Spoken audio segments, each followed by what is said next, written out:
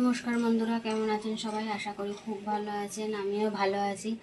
আজকে করছি গাছ পাটার রেসিপি। এই যে এঁচড় এঁচড় চিংড়ি করছি। আর এঁচড়টাকে দেখুন আমি কেটে নিয়েছি, ডুমো ডুমো একদম কচি ছিল, কেটে নিয়েছি। এবার আমি এঁচড়টাকে একটু হলুদ দিয়ে সিদ্ধ বসিয়ে দিয়েছি।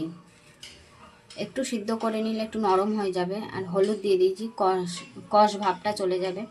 হলুদ দিয়ে সিদ্ধ করে নিচ্ছি। আর এটা চিংড়ি মাছ দিয়ে করছি। রেসিপিটা ভালো লাগলে চ্যানেলটাকে সাবস্ক্রাইব করে পাশে থাকবেন। এই এঁচড়টা আমার সিদ্ধ হয়ে গেছে, গাছপাটা আমার সিদ্ধ হয়ে গেছে।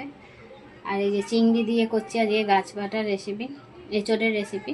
চিংড়ি মাছটা আমার কোটা হয়ে গেছে, মানে বাছা হয়ে গেছে। এবার আমি চিংড়ি মাছটা নুন হলুদ মাখিয়ে ভাজবো। নুন হলুদ মাখিয়ে নিচ্ছি চিংড়ি মাছটা। এই যে কড়াইতে তেলটা গরম হয়ে গেছে। এবার আমি চিংড়ি মাছগুলো দিয়ে দিচ্ছি। চিংড়ি মাছটা ভেজে নেব।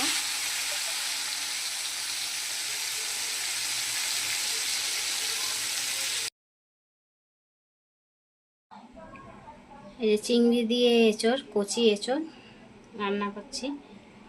এঁচড়টা সিদ্ধ হয়ে গেছে, চিংড়ি মাছটাও আমার ভাজা হয়ে গেছে। আলুটা আমি একটু সিদ্ধ করে নেব। আর মশলাতে কী কী দিচ্ছি বলে দিই। কাঁচা লঙ্কা, আদা, টমেটো কুচি, রসুন আর পেঁয়াজ কুচি। পেঁয়াজটা বাটবো না। আর মশলাতে দিয়ে দিচ্ছি এই দেখুন,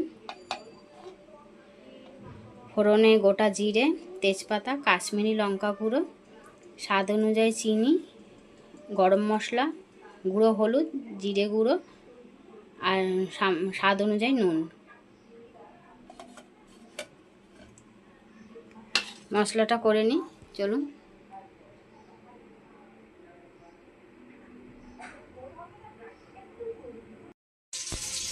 এই আলুটা আমার সিদ্ধ হয়ে গেছে। আর এই যে মশলাটাও আমার করা হয়ে গেছে। এই দেখুন, টমেটো বাটা, রসুন বাটা, রসুন বাটা, কাঁচা লঙ্কা বাটা আর আদা বাটা। আর আলুটাও দেখুন সিদ্ধ হয়ে গেছে। একটু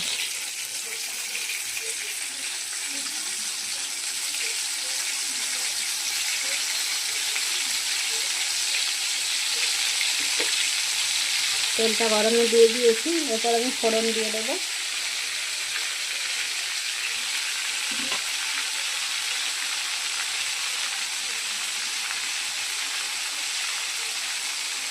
তেলটা গরম হয়ে গেছে। এবার আমি দিয়ে দিচ্ছি একটা তেজপাতা, গোটা জিরে,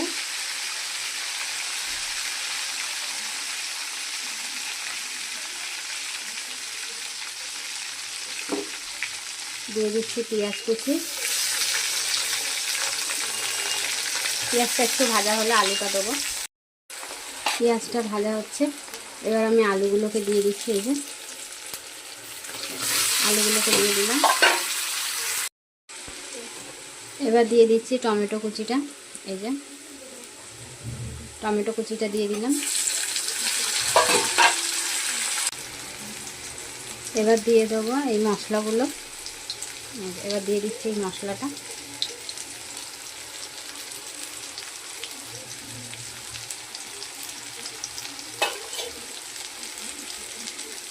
তারপর দিয়ে দেবো এই এঁচড়গুলো।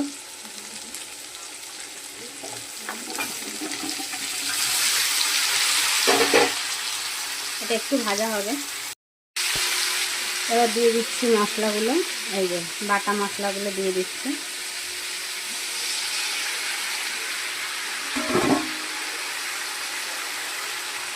এটা একটু কষানো হবে।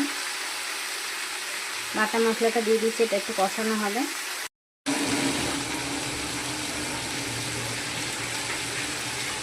এবার দিয়ে দিচ্ছি চিংড়িগুলো।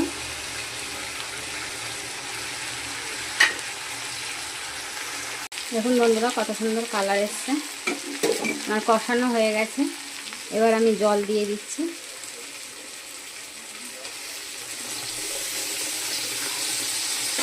বেশি ঝোল করব না।